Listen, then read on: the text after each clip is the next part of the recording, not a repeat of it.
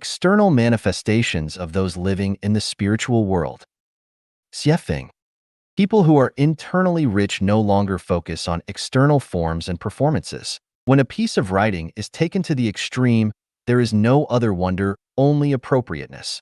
When a person's character is cultivated to the extreme, there is no other difference, only naturalness. When a person's spirit and soul wealth are rich, they no longer pursue external forms of expression, and everything about them appears extremely simple and unadorned. The more one focuses on external forms of expression, the more one lacks internal richness. Precisely because of internal poverty, one needs to balance the emptiness of one's inner world and lack of confidence through external splendor. If you were a Nobel Prize winner, would you still care about what brand you wear? If you were a billionaire, would you still care about what luxury car you drive? If you were a saint, would you still care about living in a high-end house? Then, those living in the spiritual world will not care about and be tainted by the following things. They will not store gold and silver, and they will not want any expensive high-end decorations. Women will not care about what necklace, pendant, ring they wear, and what bag they carry. Men will not care about what brand clothes they wear, and what luxury car they drive, and what watch they wear. They will reject all luxury consumption. They will not buy all valuable calligraphy and antiques. They will not travel across the seas and oceans. They will not go to high-end restaurants to show off. They will not decorate their residences luxuriously. They will never flatter, fawn over, admire, or praise the powerful and celebrities. When one's spiritual life is rich, they appear even more ordinary and simple. Everything is based on practicality. As the saying goes, utensils should be plain and clean. Pottery is better than gold and jade. Eat good quality food, but in moderation.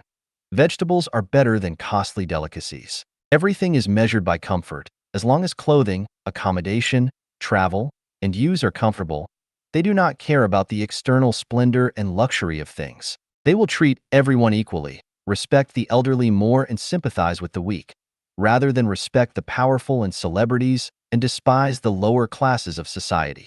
They will not judge a person's character by the amount of wealth. They will not judge ability by social status. They will not judge closeness by blood relationship. They will not judge connotation by success or failure. They will not make evaluations without understanding the ins and outs of events. They will not judge people without understanding their original intentions. They will not make emotional comments based on strength and social status. They will not distinguish between true and false, good and evil, beauty and ugliness based on their own likes and dislikes and position. They will pay attention to new thoughts, new theories, new things, and new models with an open mind. They would rather be lonely and alone than be in the same stream and be polluted. They like to read books without words and always seek answers from the greatest creator when they have doubts. We know that life has levels. Speaking from a human perspective, those who live in the material world are lives closest to the animal world. Those who live in the spiritual world are lives that truly understand the principles of being human, and above the spiritual world is the soul world. Those who live in the soul world are lives close to gods, Buddhas, celestial beings, and saints, and belong to the highest level of human beings. Roughly speaking, those who live in the material world are considered human. Those who live in the spiritual world are considered human or land celestial beings. Those who live in the soul world are considered deity celestial beings, super celestial beings, and Buddhas. Those who live in the holographic world are not worlds that humans can reach.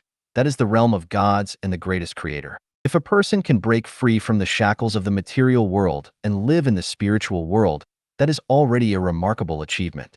They can depart this life with a smile. If one further breaks free from the bondage of the spiritual world and lives in the soul world, that is the fruit of thousands of years of cultivation and practice, which is beyond the reach of ordinary people. That is not 1 in 100, but 1 in 10,000. As for the holographic world, humans should not harbor illusions. It is absolutely impossible for humans to enter the holographic world.